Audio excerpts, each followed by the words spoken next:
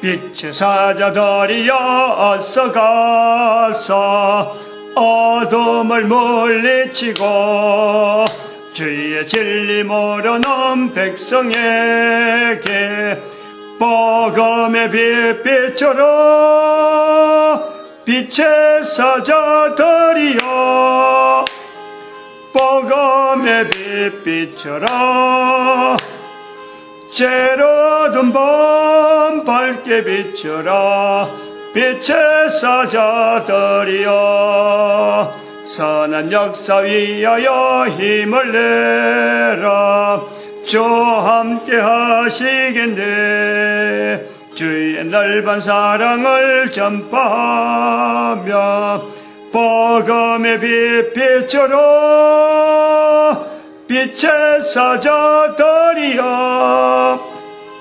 복음의 빛 비춰라.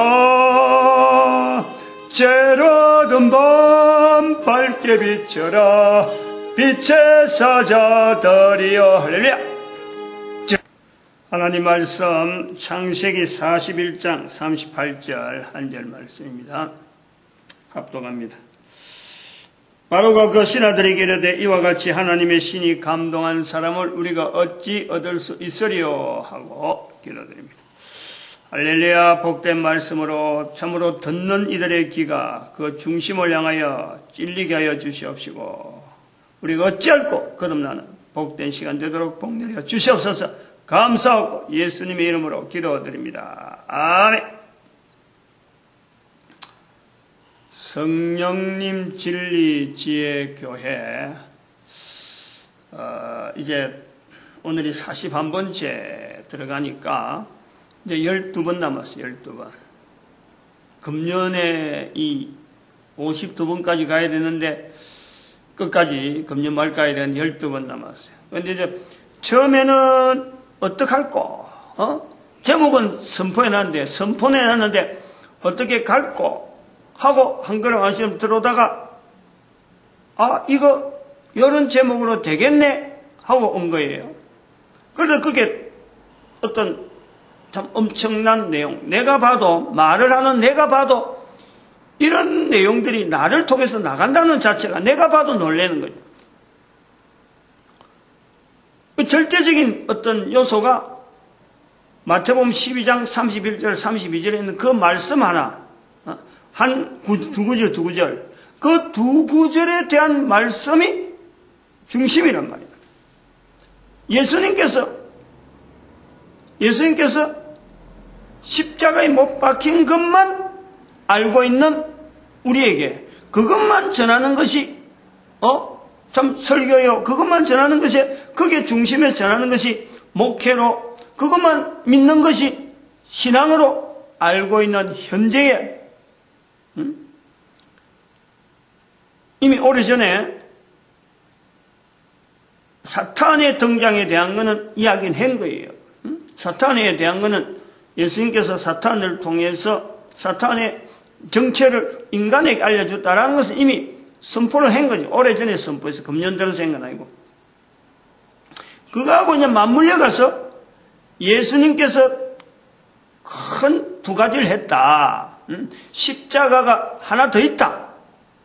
사탄에 의해서 줄이진, 사탄에 의한 건 아니지만 사탄을 드러내기 위해서 예수님 스스로가 줄이신 그 십자가에 한 번 죽고 또 죽고 할 수는 없기 때문에 마지막 죽는 것에서는 이제는 부활 성천까지 이루기 위해서 십자가에 달리는 까지 가고 그 전에 한 번 더 십자가에 달리는 것 같은 내용이 바로 사탄을 인간에게 나타내기 위해서 줄이신 거다. 이 두 가지를 같이 십자가를 같이 받은 거 아니에요.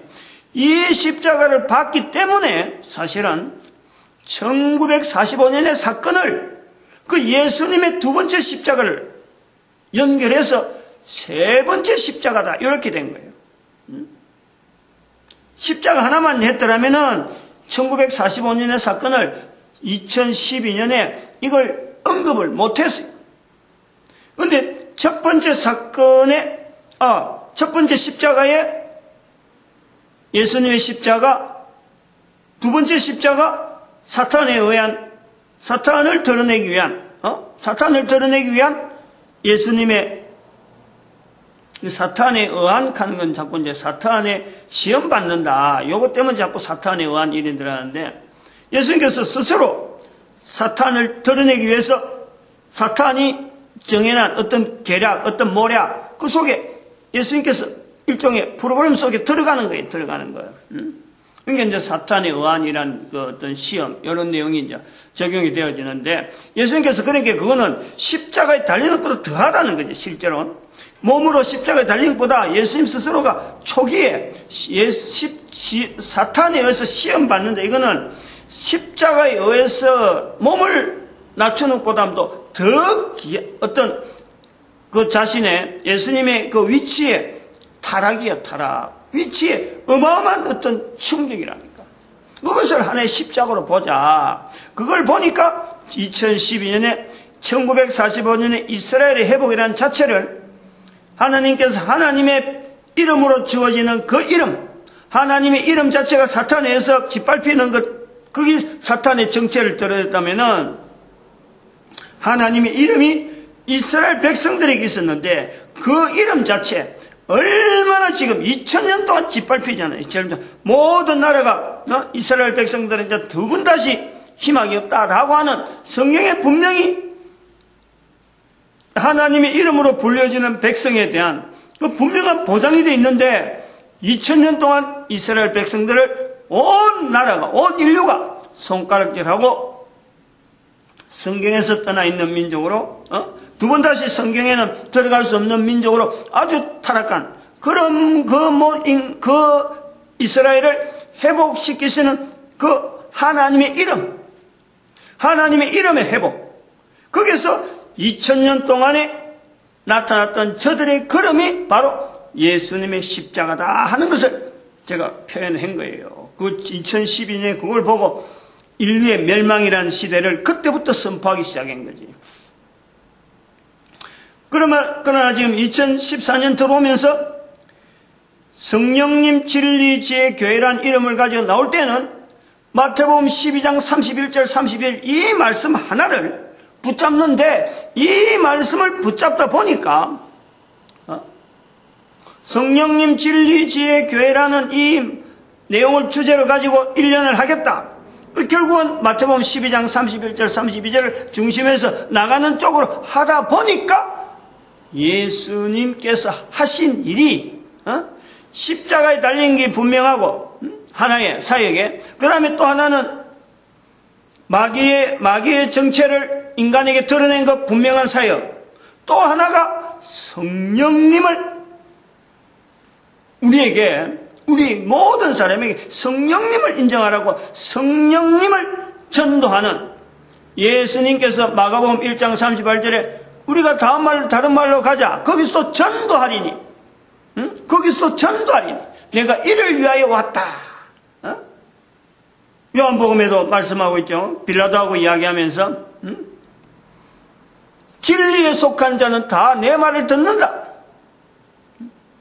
내가 이를 위하여 왔다. 그 오신 것에 대한 전도, 진리. 그래서 성령님을 마태복음 12장 31절 32절에 소개하는 그 내용에서 예수님은 전도하기 위해서 오신 거고 예수님은 바로 성령님을 나타내기 위해서 오셨다. 전혀 다른 어떤 개념이 또 하나가 나타난 거예요. 이걸요 인식을 해야 돼요. 이걸 받아들여야 돼요. 교회가 2000년 동안 전도하지 않았고 교회가 2000년 동안 성령님을 인정하는 데에 우리가 굉장히 등한시했다. 어디서 떨어졌느냐? 분명히 떨어진 데를 알고 처음 사랑에 대한 어디서 떨어졌는지 그 처음 사랑을 회복해야 돼. 회복하지 않으면 오늘 요 설교 나오는 요 내용에서 이제 들어가는 거예요. 어떤 비교가 나오는가? 이런 구조를 하나의 현상이잖아요, 현상. 이런 현상을 설명하는 데에 정규분포라고 하는 누구나 통용이 되는 정규분포의 개념을 가지고 지금 이야기를 하는 거예요. 그림을 이야기한다니까, 그림을. 요 개념 자체가 인류 역사도인데, 이 그림의 기본적인 구조는 정규분포라는 거예요.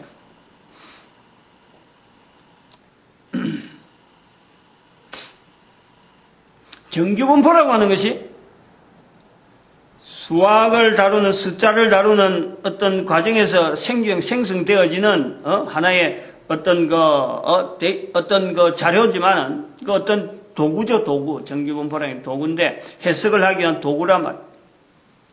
근데 이런 정규분포가 수학의 발전, 수의 발전 쭉 해 나오는 뭐 대수, 기하, 또 뭐 여러 가지 어떤 대수, 기하, 그림도 사실은 그런 거예요. 그림, 건축, 이 전체가 다 사실은 수에서 나오는 거예요.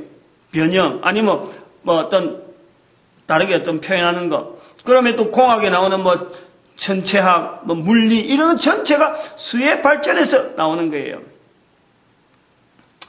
지금 현재 컴퓨터도 사실은 그런 거예요. 컴퓨터가 나오는 시대와 이것보다 조금 앞에 바로 직전에 나온 것이 이 정규분포라니까. 수의 발전에서. 그건 지금 시대에 정규분포를 가지고 그동안에 가져왔던 우리 인류 시대, 성경에 나타나는 모든 시대를 정규분포라고 하는 숫자적인 그 위에 설명을 하려는 거예요, 지금.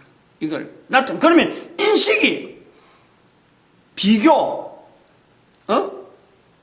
정규분포를 쓰는 이유가 지난번에도 말씀드렸지만 내가 알고 있는 것에 대해서 내가 잘못 알고 있을 수가 있다. 요 개연성에 대한 요 개념을 인식을 시키려는 거예요.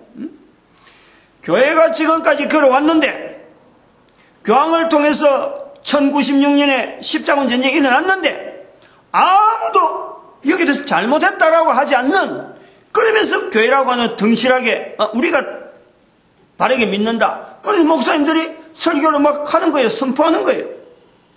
이렇게 선포하고 있는 우리 위치에 있는 우리가 어떤 위치에 있느냐 객관화시키는데 숫자적인 구조가 있는 수리로 다루고 있는 이 정규분포를 통해서 나타내는데, 그것을 이제는 인격체라고 하는 우리가, 인격체로는 인간이 과연 인격체라고 할 수 있는 위치에 있는가? 요 내용을요, 누가 이걸 알려야 돼, 누가? 목사들이 제일 먼저 알려야 되는 거예요. 전체 인류 중에서 교회사를 좀 흩어가면서 앞으로 나가는 걸음 속에서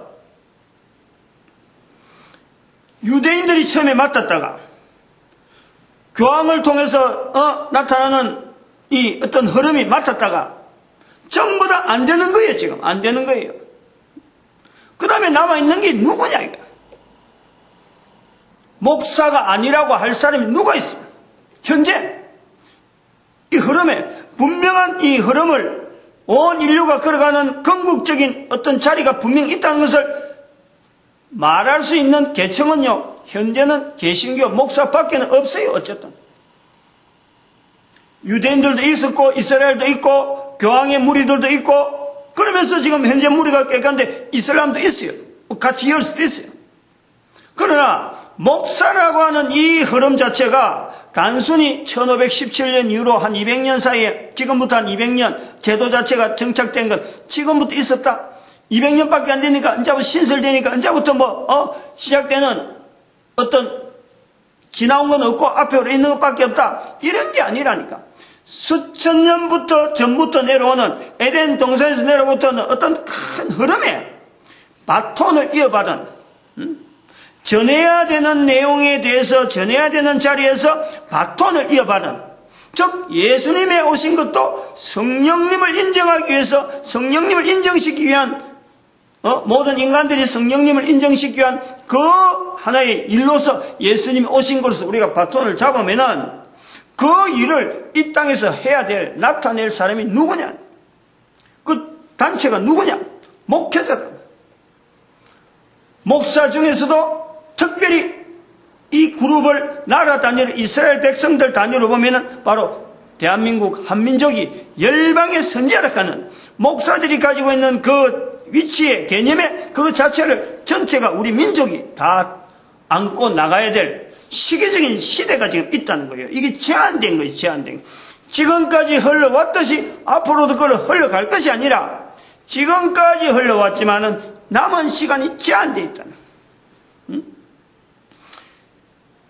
현재적인 상황에 살고 있는 내가 과거에 지나오는 시간 속에서도 내가 살아온 것이 사실 몇십 년밖에 안 돼요.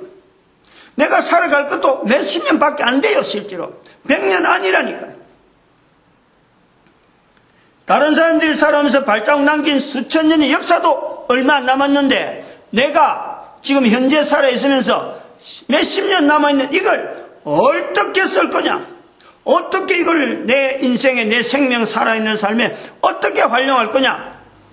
근본적으로 인류가 자체가 살아가고 있는 흐름 자체가 분명히 있으니까 그 방향에다 맞춰버리면은 내가 바르게 사는 것이 된다. 이걸 선포할 사람이 목사 외에는 없잖아요. 이걸 선포하는데 기준이 바로 우리에게는 인격체네. 인격체. 하나의 인격체. 내 한 사람의 인격체가 완성되어 가는 과정에 이 틀이 지금 있단 말이에요. 그렇게 해라고 우리에게 주어진 것이 코로 숨쉬는 시간이에요. 너무 일이 아니라 다른 사람 일이 아니라 내 개인의 일이라. 내 개인의 일. 성경 전체 기록이 오직 한 사람을 위한, 바로 나를 위한.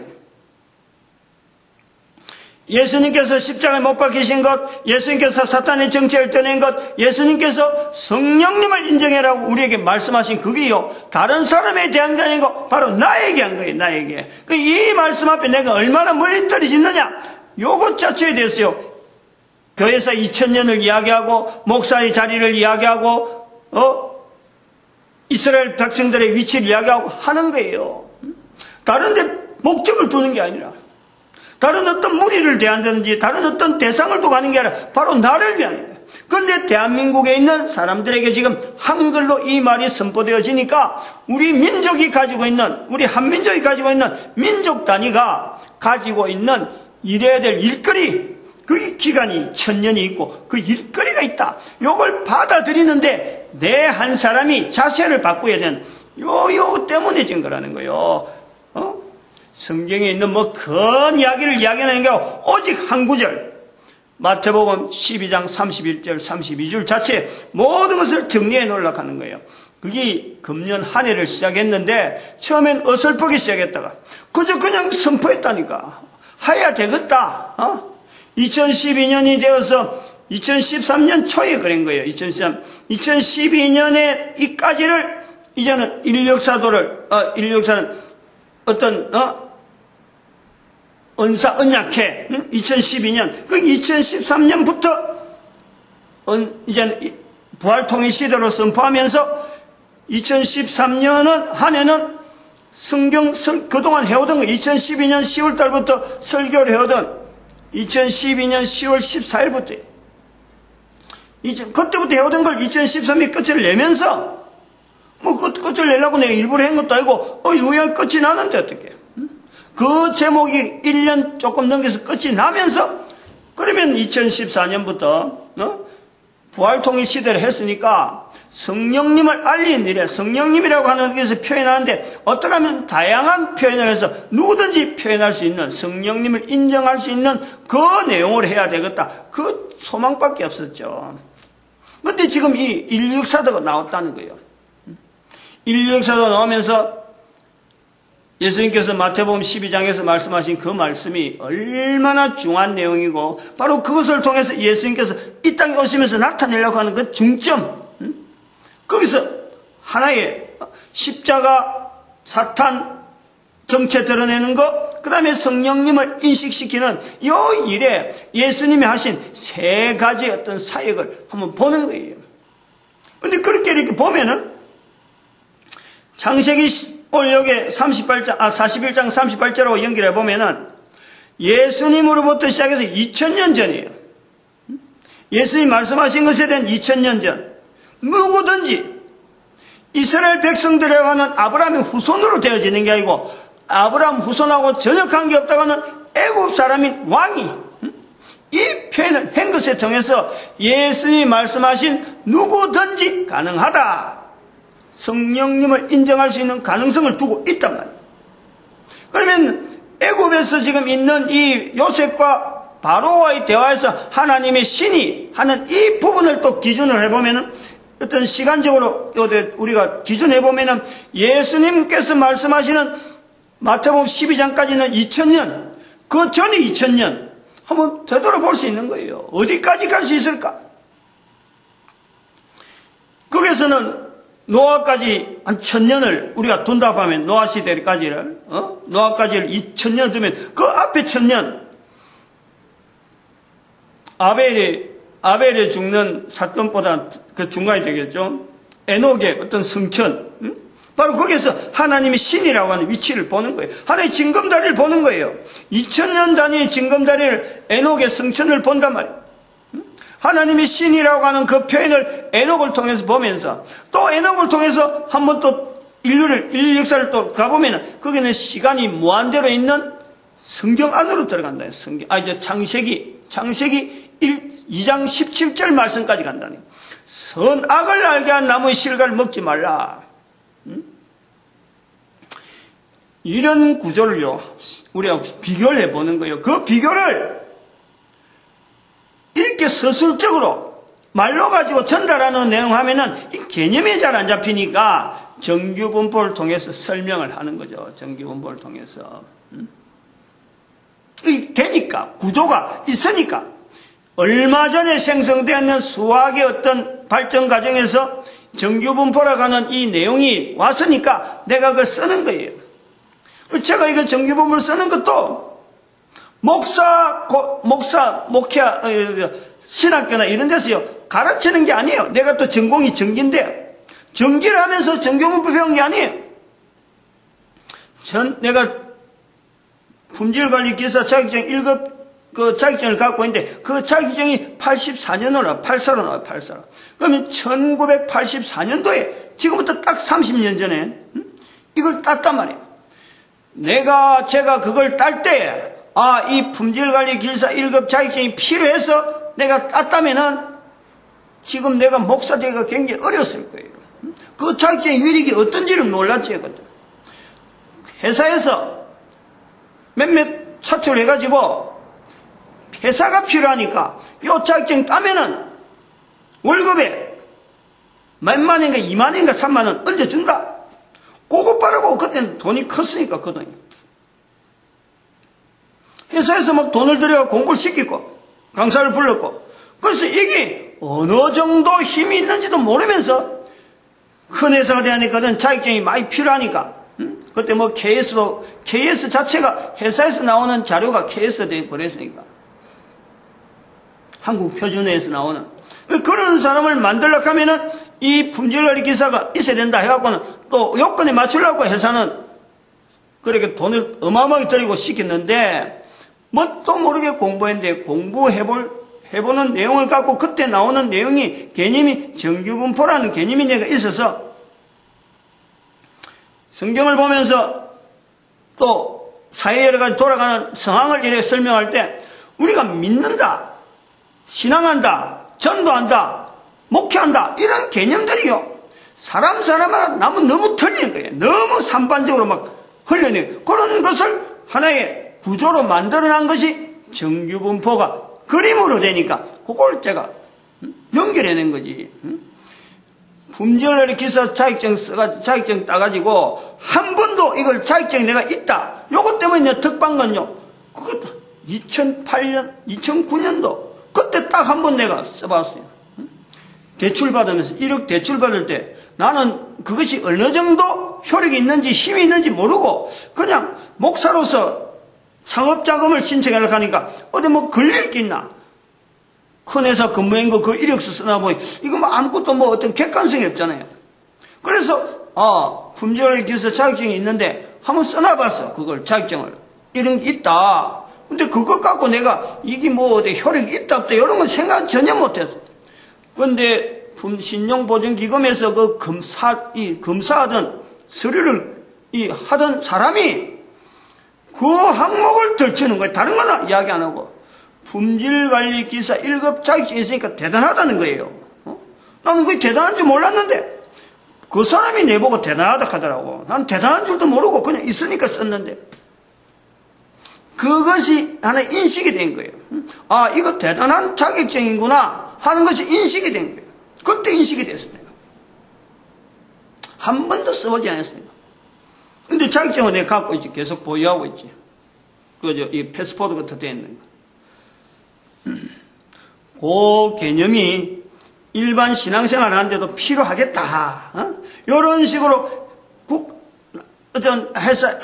우리가 어릴 때부터 공부를 하면서 수학, 산수, 국어, 영어 이래 막 배우면서 이래 오잖아. 초등학교, 중학교, 고등학교 이래 배우는데 그 속에 수학이라고 하는 개념은 전부 다 어렵다는 걸 알고 있거든. 근데 그 수학이라는 개념 자체가 이 언어로 전달하는 지금 목사나 다른 어떤 이런 말을 많이 하는 사람들, 이런 사람들이요, 실제로 이런 말을 하는 데에 영향은 어디서 이런 말이 주어지느냐 할 때 그 말은요, 전부 다 수학적인 개념으로 다 전달되는 거예요. 수학적인 어떤 정의, 수학적인 어떤 표현에서 이게 다 우리가 통용이 된다니까. 이걸 잃어버리면 안 되는 거예요. 목사로서 수학에 대해서 전혀 모른다 하더라도 실제로는 수학을 어마어마하게 많이 활용하고 있는 것이 바로 우리 목사고, 법률가고, 의사고, 어떤 사회를 리드하고 있는 위치에 있는 어떤 직종에 있는 사람들이 수학이라는 개념 자체가 전혀 말은 아무나 안 쓰고 숫자 한번 안 하지만은 실제로는 그 배경에는요, 수학에 대한 개념이 쫙 들어있는 거예요. 그 내용을 지금 가지고 지금 넘어오는 거예요. 그런데 우리는 지금 이 시간에 잡고 있을 이야기는 예수님께서 성령님을 인정하게 하시는 그 내용에 대해서 예수님이 전도하러 오셨다고 하는 그 내용을 들어서 우리 모든 인간들이 예수님이 말씀한 성령을 인정하라 하는 것 자체를 어렵게 보려는 것이 아니라, 어렵게 해서 이야기하려는 게 아니라 내 한 사람이 바른 인격체 되어지는 데에 예수님이 말씀하신 성령님을 인정하라 하는 그 내용하고 같이 연결하는 거예요. 이게 수학적인 개념이라니까. 다른 사람들이 평행이론하고 이런 이야기를 하잖아요. 무슨 이야기를 할 때에서 요셉이 무슨 일을 했다. 그런 것 같이 또 누구하고 같이 이야기한다. 누구하고 어떤 일이 생겼다. 예를 들어서 애굽의 포로 성경에 두고 이야기하더라도 판사들이 판정한 또 마찬가지 다른 데 보고 있는 자료를 갖고 비추어서 이렇게 판결하는 거 다 똑같아요. 그 평행이론이라. 이 수학적인 개념이라는 거예요. 애굽의 포로돼 간 것, 바벨론의 포로돼 간 것 평행이론이다. 이 개념은요, 수학이론이에요. 수학적인 개념이란, 이게 전부 다 언어 속이에요. 우리가 언어 속에 전체 들어가면은 수로 표시 안 해서 전부 다 이게 수학적인 개념이, 수학에 대한 개념이, 이제 수리학이래요. 수리학 개념이 다 들어있다니까. 단순히 수학하는 거하고 수리학하고 수학하고는 전혀 다른데, 이런 내용에 대한 이해를요, 지금 요 설교 시간에 이런 걸 자꾸 하는 이유가 왜 지금 이래 하고 있느냐. 예수님이 말씀하신 그 내용을 2000년 동안 보편화시켜서 잘 했더라면은 마태복음 12장 31절 32절 이게 보편화됐으면요, 이런 내용을 이야기할 필요가 없어요.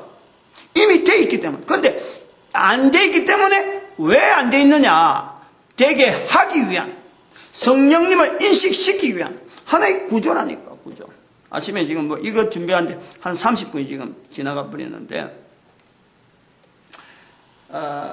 이 인류 역사도 자체가, 인류 역사도란 말 자체가 나온 것도 어디에든지 쓰지 않는 말이야. 근데 어디에든지 쓰지 않는 말을 그냥 툭 던지면은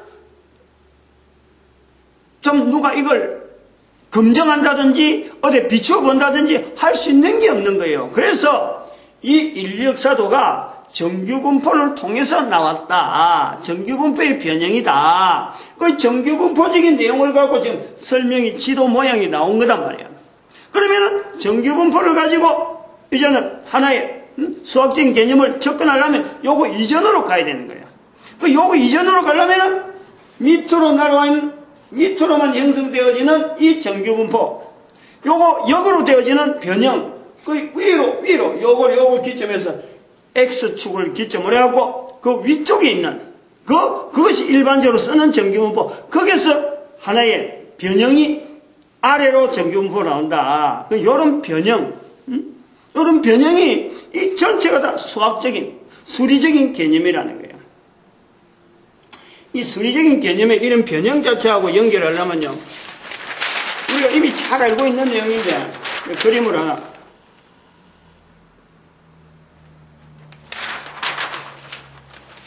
그림을 하나.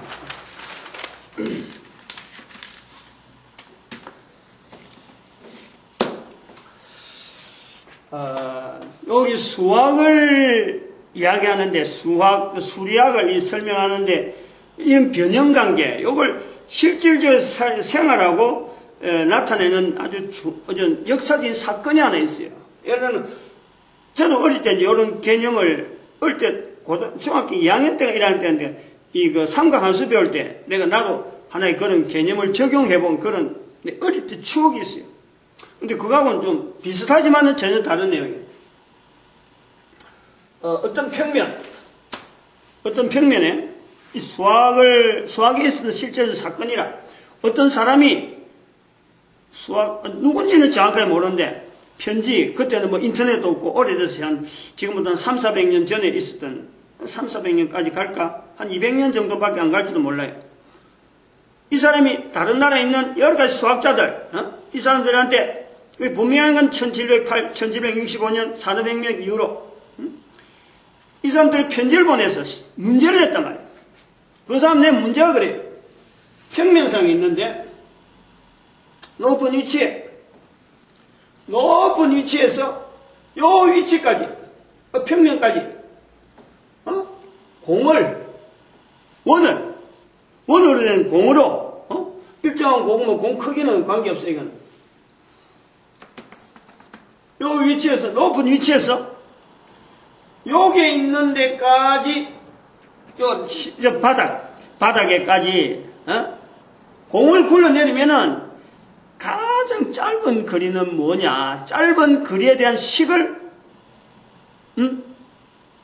알아내세요 하고 이제 이걸 풀어보는 걸 한 거예요. 그러면서 이거 풀면은 역사에 남는 수학자, 역사에 남는 인물이라고 하는 토를 탁 달고 자기는 답을 알고 있다면서 다른 사람 보낸 거예요. 이제 일종의 경쟁이지, 경쟁. 서로 간에 자기 가지고 있는 지식을 서로 교류하는 하나의 방편이기도 했죠.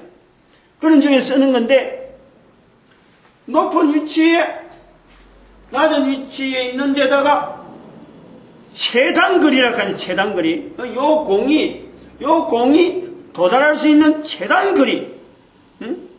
여기 힌트예요. 여기서 여기까지의 최단거리가 아니고, 이 공이 내려가는 데에 최단거리예요. 이 개념을 이해해야 돼요. 최단거리 같은 건 단순하게 직선이 최단거리잖아요. 그냥 단순하게 이 공이 없으면은 그냥 단순하게 최단거리는 이 직선이라. 그런데 직선 것도 문제 낼 필요도 없는 거예요. 여기서 요 한 점에서 요까지의 최단거리는 직선이에요. 어디라도 마찬가지야. 뭐 어디서 어디까지 최단거리는 직선이라. 돌아가면은 분명히 아니니까 한 점이라도 헛되면 안 돼요. 두 점 사이의 최단거리가 직선이잖아. 그게 정의란 말이야. 직선에 대한 정의. 세 점이 같으면 벌써 이거는 직선이 아니고 그 최단거리가 안 되는 거예요. 그런데 요소는 요 공이 있는 거예요. 공이 여기에 도달하는 데에 최단거리거든. 이게 개념이, 그게 어떻게 보면 다 문제도 아닌 걸 갖고 떡 던지라고 또 이걸 풀면은 역사에 남는 사람이 된다 하니까. 근데 여기에 정확한 대답을 한 사람이 두 사람이래. 두 사람 하여튼 그래요. 근데 뭐냐면은 이 최단거리는 직선으로 되어지는 게 아니고 요 공이 내려가는데 최단거리는 실제로는 어떤 일정한 모양의 포물선이에요. 여기 나오는 거예요. 여기 이제, 왜냐하면은, 요 공기까지는, 운동력 있잖아, 운동력. 공이라는 게, 그냥 직선으로 솔솔솔 내려가는 게, 이 공이, 여기서 여기까지는, 여기서 가는 거는 단순한 어떤 중력에 의해서, 중력과 더하기 어떤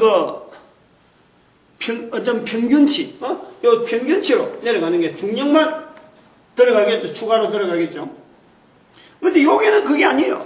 이것을 내려가는 거는, 여기서는 내려가는 이게 가속이, 요게 경사가 확 지나니까, 여기서는 경사가 지는 거니까, 실제로 해보면 돼요, 실제로.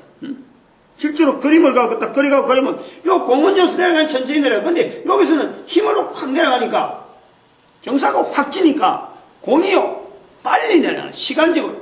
요 시간이 들어가잖아요, 시간이. 그 시간에 대한 함수를요, 연결해야 돼요, 시간에 대한.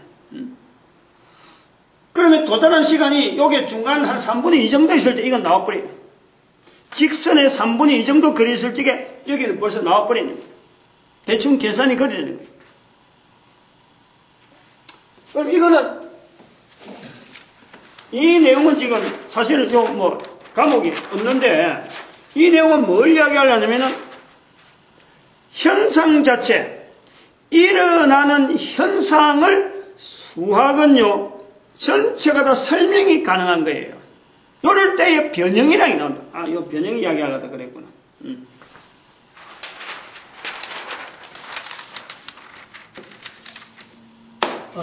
이건 뭐냐, 뭘 이야기하려냐면 요게요.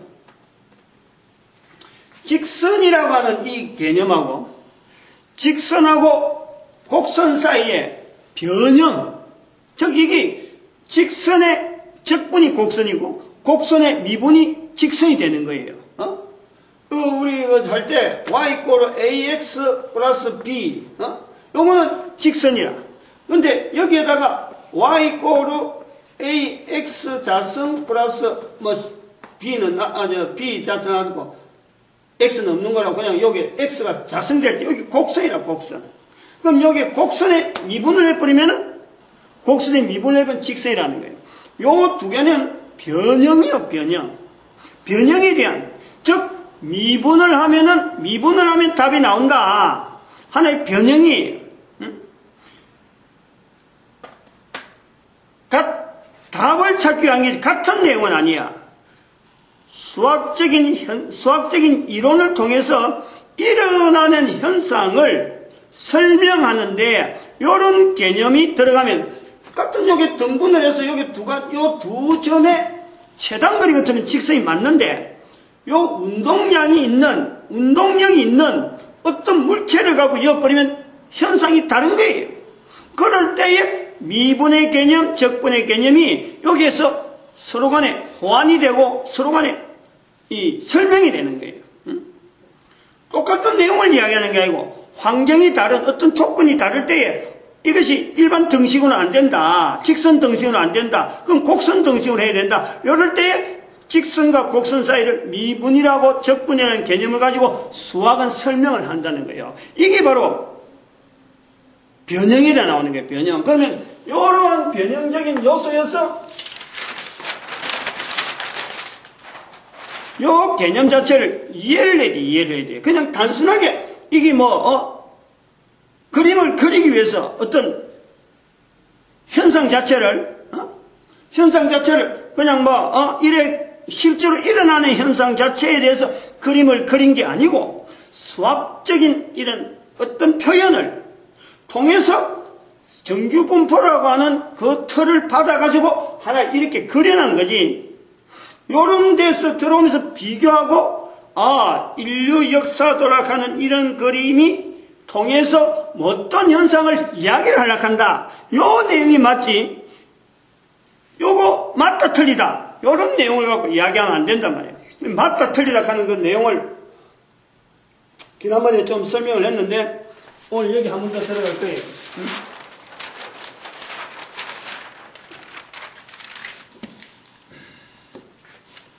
이 상당히 중요하니까 여기 정기분포라고 하는 이 개념 자체가 대단히 신앙생활 하는데, 또 특별히 신앙생활뿐만 아니고 우리 사회생활 하면서 지금 현재 복잡한 이 환경 속에 살아가고 있는 단순한 관계가 아니라, 사람 관계가 단순한 관계가 아니다. 그래, 단순한 관계가 아니라 하는 이런 내용을 이해하기 위해서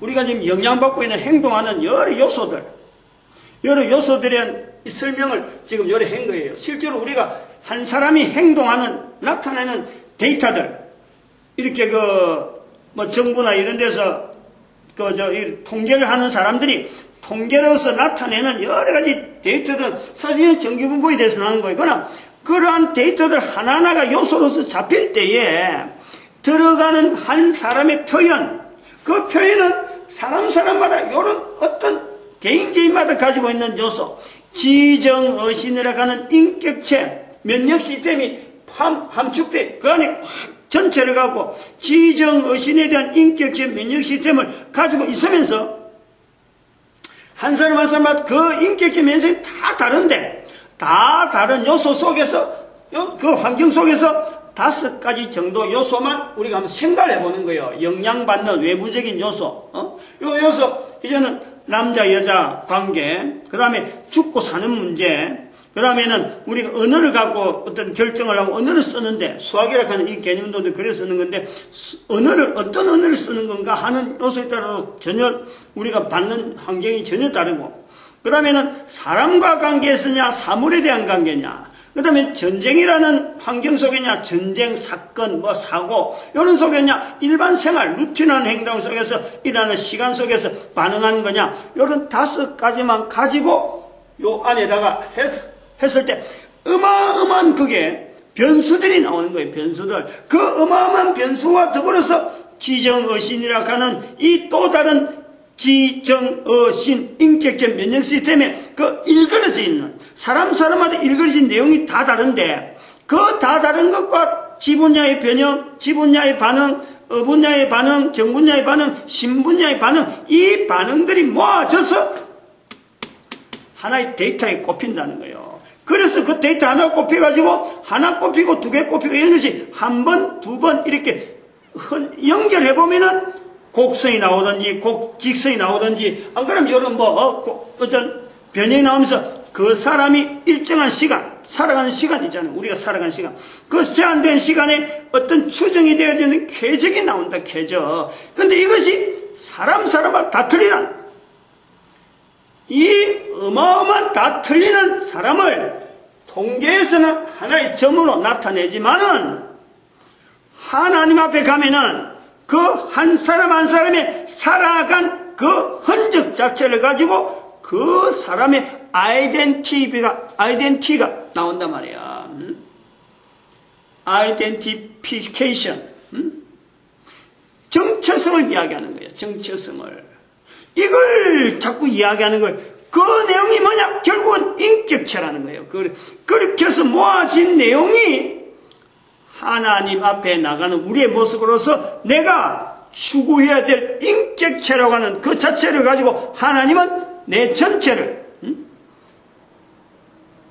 이름은 사람이 지은 이름으로 하나님이 쓰시지만은 그 이름에 맞는 사람의 이름의 흔적에, 이름하고 그 사람을 어떻게 구분하냐?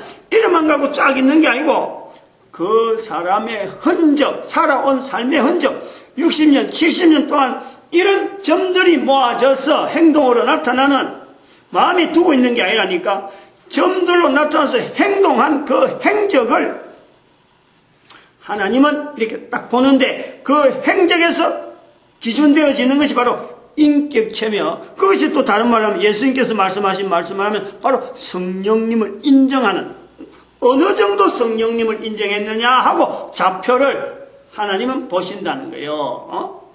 이걸 우리가 신앙적으로 설명하면 바로 그것을 구원이라고 하고 하나님의 사람이라고 하고 제한된 언어로 쓰는 거예요. 그러니까 숫자적인 이 수리학적인 개념이, 수리적인 이 개념이 전혀 배제된 내용이 수하고 떠나 있는 개념이 아니란 말이에요.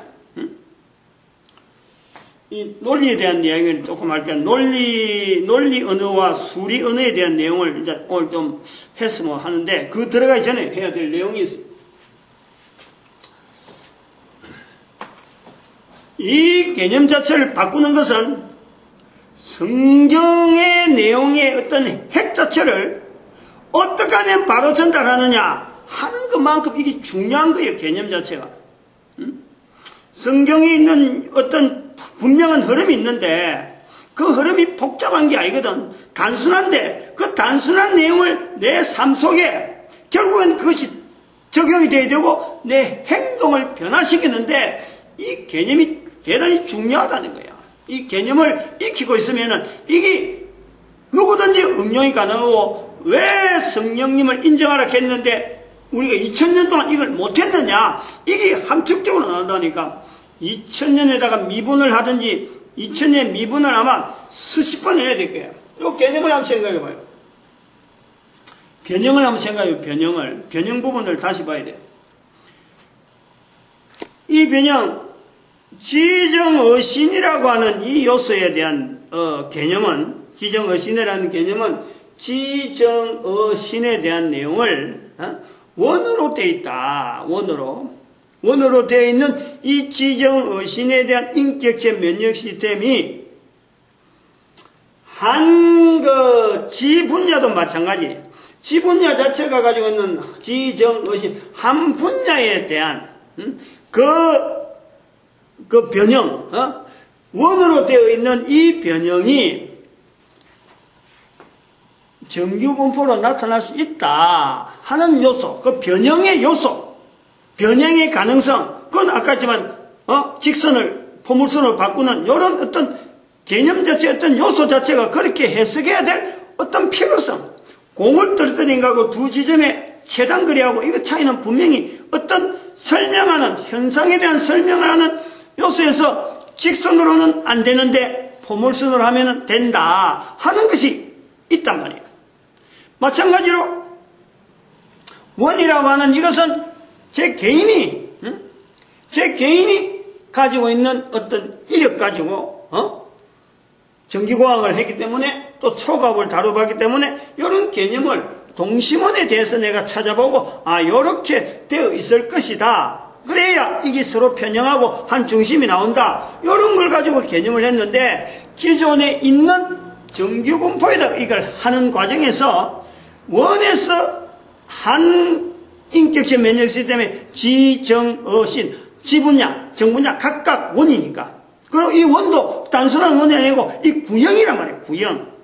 구형을 단면적으로 지금 원으로 표현하는데, 어쨌든 원에서 나오면은 구형은 나와지니까, 원에서 표현되어진 이 동심원에 하나만 이렇게 봐도 원이 정규분포 되어지는 데에 변형, 정규분포를 해야 될 이유가 있으니까, 설명해야 될 필요가 있으니까, 구에서 뭐든지 단순한 직선이 아니고, 단순한 최단거리가 아니고, 구 운동하고 관계된 그런 내용에 연결해서 변형을 필요로 하니까, 이 변형되어질 요소가 원에서 정규분포로 나오는 것에는 바로 원에서 나오는 사인 곡선, 코사인 곡선, 탄젠트 곡선, 이 곡선들에 대한 개념이 포함되어 있다. 그래서 이 곡선들에 대한 개념이 합해지면은 여기에요. 이렇게 각 부분에, 사실은 이게 정규분포 여기에요. 각 요소에 사인, 코사인, 탄젠트가 원이니까 이게 다 돼 있어요. 여기도 사인 곡선, 여기도 한 점에 사인, 코사인, 탄젠트, 이게 다 적용이 되는 거예요. 적용이 되면서 이런 형태로 나타나는 거예요. 이게 뭐냐? 이렇게 됐다는 거는 요 속에, 내 속에 있는 데이터들, 한 데이터마다 전부 다가 지정어신에, 또 그러고 곡선에 어떤 원에 있는 이 요소들, 지분야 요소들이 각각 사인, 코사인, 탄젠트라고 하는 이 변형의 요소가 다 있으니까 결국은 이런 모양으로 나와진다 하는 것에 대한 변형 이야기를 이미 오래전에 한 거예요. 그래서 그런 특징 자체가 뭐냐니까, 이런 곡선 형태면서 여기 X축하고 만나지 않는, 아무리 가도 이거는 절대 안 만나는 거예요. 절대 안 만나지만은 절대 안 만나는 그 말 자체가 좀 이상한데, 어떤 성도 끝나지만 사람이 추정할 수 있는 그 내용이 아니라 거의 무한대로 이 선이 서로 만나지 못하면서 가까워지는 그런 내용이 되어 있는 것은 바로 탄젠트 곡선에 대한 성격. 원에서 넘어갈 때 탄젠트 곡선은 Y축하고 X축을 거치면서 Y축하고는 어떤 면에도 안 만나는 거예요. 파이, 2파이, 파이 2분의 파이, 또 제로 2분의 파이 이래 넘어가는 90도 각도를 하면서 0에 0도, 90도, 180도 갈 때 0도에서 시작되고 180도 시작되는 요런 그것을 원점으로 지나가지만은 Y축에 거기에서 나오는 상대되는 2분의 파이에서 나오는 Y축, 마이너스 2분의 파이에서 나오는 Y축, 이거는 이 탄젠트 곡선이 안 만나잖아요. 그래, 안 만나는 성격 때문에 지금 여기에 정규분포에 이런 열리는 부분이 있다. 그래서 제로에서, 동그라미에서 나왔다 하는 개념을 설명을 하는 거예요. 이 수학적인 내용을 자꾸 이거 설교 시간에 이야기하려니까 사람들이 수학 시간인가 하고 이렇게 하지만 이건 수학도 아니에요, 이거는. 수학 분야 중에서도 정규분포는요, 수학이라고 할 수 없는 거예요. 아주 특별한 분야예요. 우리가 지금 말로 하고 있는 제가 논리학이라고 하는 이 내용, 그 다음에 수리학이라고 하는 이 두 가지를 요소에서 내가 분명히 언급했잖아요. 했는데, 이 두 가지 부분을 여기 좀 절충하는 것이 바로 이 정규분포라니까. 수리학에서 억지로 만들어낸 거예요, 억지로. 수리학에서는 수학하고, 이건 이래되면 뭐 딴 이야기 나오니까 그만두고. 강의도 아닌데, 지금 해야 될 이야기가 뭐냐면은, 지난 시간에 이야기했지만, 이런 변형 자체를 일단 우리가 염두에 두고, 중심선, 요게, 기준, 중심선에 나갈 때, 5가지 요게 요소를 이야기했잖아요. 우리가 남자들이 사람이라 그런다. 사람이라 할 때, 사람이라 하면 뭐 여자라고 있을 수 있고, 남자라고 할 수 있다. 그 남자로서 사람의 어떤 요건들, 여자로서 어떤 사람의 요소들, 이거 분명히 차이는 있을 거라고요. 차이는.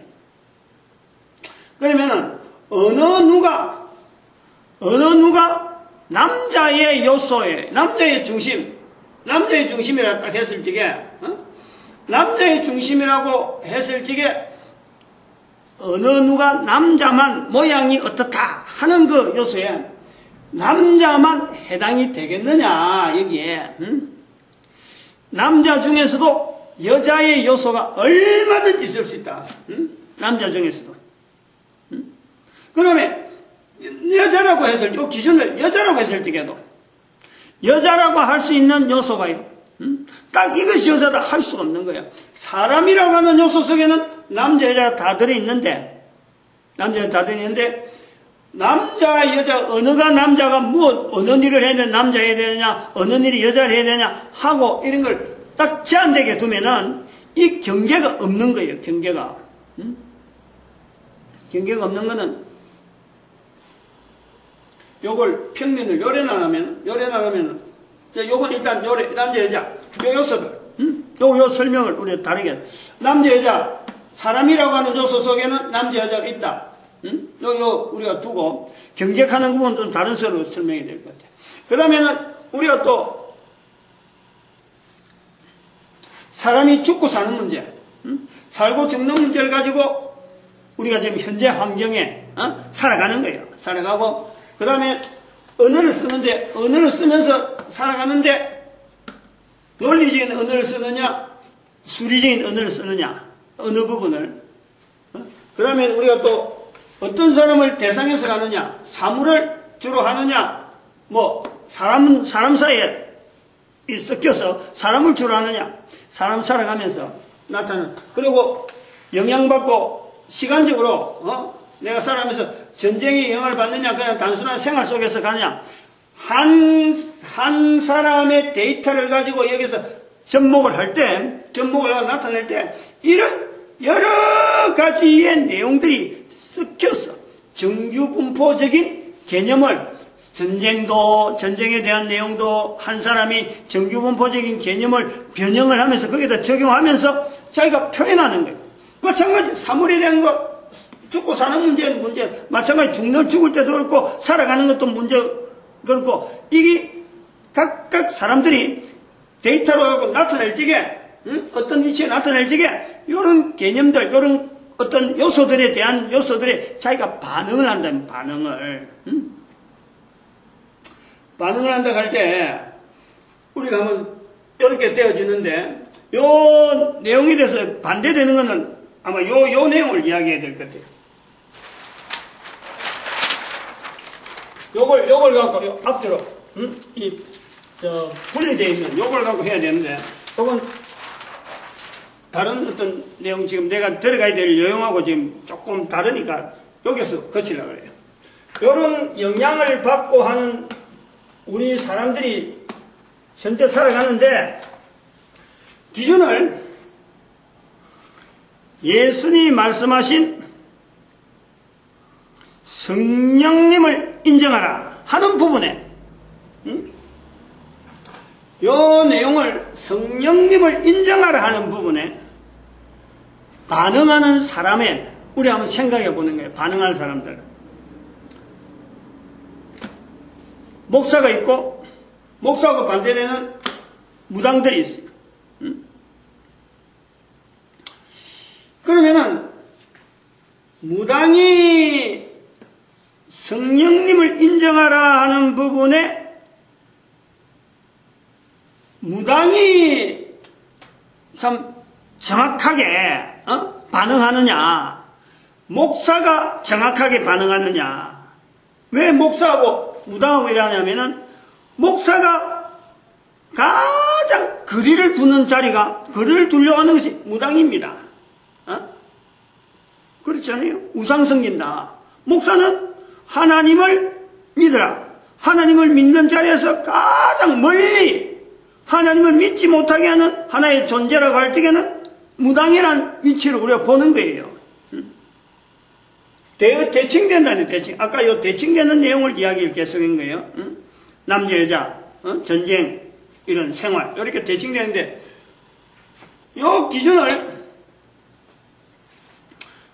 성령님을 인정하라 하시는 예수님의 말씀에다가 기준을 두면은, 목사가 가까운 건가, 무당이 뭐냐, 목사가 이 수준에 들어가는 건가, 무당이 안 그러면 요 가에 저 멀리 있는 수준에 가는 건가, 어떻게 되냐? 그럼 이렇게 무당이 가깝다, 목사가 멀다 라고 말할 수 있느냐? 지금 시대 2000년을 지나오면서 예수님이 말씀하신 말씀은 2000년 전의 말씀이에요. 이 말씀이 하나의 문화가 돼가지고 생긴 것이 목사가 아니라는 거야. 목사는 1517년 이후로 지금부터 한 200년 전에, 200~300년 전에 있었던 성경 말씀을 설교를 통해서 다른 사람들에게 알려주면서 하나님을 믿는 것이 어떤 것이다 하는 것을 알려주는 하나의 직책이라, 직분이라. 그런데 목사가 되면은 제일 멀리 하는 것이 무당이라. 왜? 우상 섬기지 말라 하는 말씀 속에서 하나님을 섬기라고 전해야 되는 이 목사가 하나님이라서 제일 멀리 있는 존재가 무당이라고 본다니까. 지금 현재. 근데 이걸 조금 다르겠어? 예수님이 말씀하신 성령님을 인정해야 되는 그 위치에서 볼 때 가장 가깝게 있다라고 하는 성령님을 나타내는 존재로서, 과연 목사님은 성령님을 나타내는 존재로서 직분이다, 주어진 직분으로서 2000년 동안 넘어오는 흔적이 있고 역사가 있다 라고 하면요, 이거하고 비교가 안 돼요. 무당하고 비교가 안 된다니까. 목사 유일한 거예요. 비교될 대상이 없어요. 그런데 2000년 동안에 성령님을 인정하라라고 하는 그 내용에 대해서 예수님이 십자가에 못 박히고 예수님께서 사탄의 정체를 드러내고 예수님께서 성령님에 의해서 내가 전도하러 왔다 라고 하는 이 말씀을 남긴 것에 대해서 볼 때 이 말씀을 근거해서 예수님 우리 목사들이 그럼 십자가에 못 박힐 수는 없는 거고 또 사탄의 정체를 드러낼 수 있는 존재는 아니고 또 마찬가지로 성령님을 인정해라 누구든지 이렇게 하는데 그 누구든지 하는 것에 대해서는 이걸 알리고 이걸 나타내고 성령님에서 내가 과연 인정되어지고 있는 사람이다 라고 하는 그 직책으로서 목사라고 하는 직책이 주어졌다면은 이건 대항이 안 되죠. 어떤 것도 갖고 여기 절대적이니까 어느 것도 안 돼요. 근데 그렇게 안 됐으니까 우연히 생긴 거고 우연히 생겼는데 이 목사가 무당을 향해서 완전히 정반대의 입장에 있는 거예요. 정반대적인 입장에. 그럼 정반대적인 입장이 있다 그러면은 목사와 무당이 정반대적인 중심적인 정반대적인 있다면 목사를 그럼 여기다 두고 무당을 여기 두는데 둘 수 있다는 거예요. 어떤 위치에서 보면 둘 수 있는 거죠. 설교라고 하는 기준을 두고 보면은 설교라고 하는 기준을 딱 볼 때는 설교라는 게 하나님 말씀에 누가 충실하냐? 그러면 목사죠. 그 무당은 저 밑에 아주 보이지도 않는 그런 위치에 있죠. 그런데 또 한편으로는 하나님의 교회를 하나님의 이름을 하는 교회를 다스리는데 지금 현재 21세기 지금 현재 누구를 중심해서 하나님은 지금 교회를 맡겼느냐라고 할 때 목사가 들어갈 수 있어요. 무당은 전혀 관계없어요. 중심을 이제 어떻게 두냐 이거지. 성령님을 인정하는 데에 목사로 하여금 과연 이 자리에 두고 무당을 이 자리에 두는 것이 맞느냐 하는 거지. 성령님을 마태복음 12장 31절 32절에 성령님을 인정하게 하는 일에 이 시간 다 가버렸네. 이것이 맞느냐는 거예요. 오늘은요 질문으로서 끝내야 돼요. 질문으로서. 시간이 벌써 1시간이 훨씬 넘어버렸어. 무당이 이 자리에 들어갈 수 없느냐 이 말이에요. 중요한 문제예요 이거는. 목사와 무당은 현재적으로 보면은 가깝게 할 수 없는 절대 어떤 절대적인 근거라, 거리. 우리 지금 인식에는. 그러나 성령님으로 할 때는 목사들도 성령님을 지금 인정하지 않는다는 성령님을 인정하지 않는 그 역사가 2000년 동안 있으니까 그 흐름 속에서 세워진 목사가 과연 이 자리에 둘 수 있느냐, 무당으로 하여금 이 자리에 보낼 만한 상대적인 어떤 기능을 가지고 있느냐는 거예요. 단순하게 목사가 절대적인 자리만 유지할 것이 아니라 지금 현재 상대적으로 무당을 막 혼을 내는데, 무당을 멀리하는데 그 멀리하는 상대적인 개념을 가지고 볼 때 목사를 이 자리에 두고 무당을 이 자리에 둘 수 있느냐? 안 그러면 상대이기 때문에 목사가 이 자리에 가고 무당을 이 자리에 둔다고 하면은 불가능하느냐? 지금 벌써부터 이 말 자체가 어떤 분명한 어떤 요소가 무당이 여기에 들어갈 수 있다는 요소 자체가 돼서 우리가요 분명하게 지금 하나의 충격을 주는 거예요. 내가 잘못된 자리에 있을 수 있다는 거예요. 목사가 잘못된 자리에 있을 수 있다. 목사가 자기 나름대로 예수님이 말씀하신 여기에 대해서 요거 중심으로 있어야 돼. 성령님을 인정하는 자리에 있지 아니하고 목사가 지금 성령님을 인정하는 자리에서는 멀리 떨어지는 위치에서 자기 기준이 있어가지고 요 기준을 바라볼 때에 무당이 들어있을 수도 있다 이 말이에요. 답은 아직까지 정확한 답은 아니고 이런 개인성이 있다는 거예요. 내가 지금 현재 있는 위치가 어느 정도 있느냐. 그래 지난 시간에 그랬잖아요. 아니 어떤 목사는 촌에 가서는 참 잘 편안하게 참 여기가 너무 참 좋다. 목회가 이런 데 있으면 거기서 뼈를 묻겠다는 정도로 거기서 보내고 있느냐 하면 어떤 사람은 촌에 가서 싸우는 거예요. 싸워가지고 나오고 막 멱살 잡히고 나오는 그 교회를 어떤 목사는 가면은 그냥 조용하게 지낸다니까.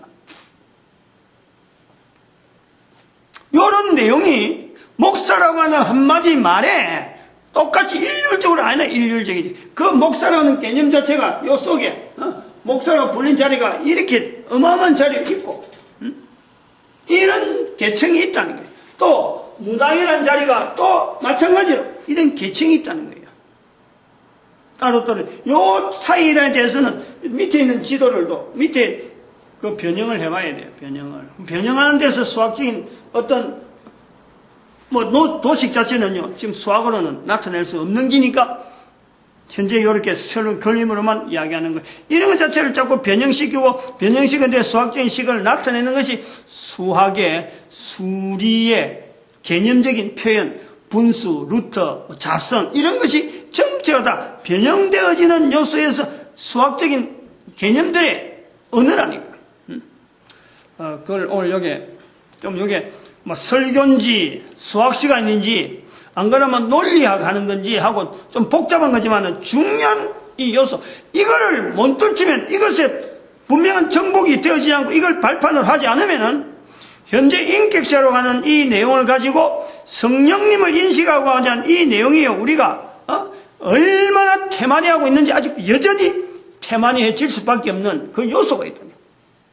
끝내겠습니다. 이 아주 중요한 개념이에요. 무당과 목사와 개념에서 예수님께서 말씀하신 성령님을 인정하는데 어느 위치에 둘 수 있느냐? 이건 대단히 중요한 위치, 대단히 중요한 요소예요. 기도드립니다.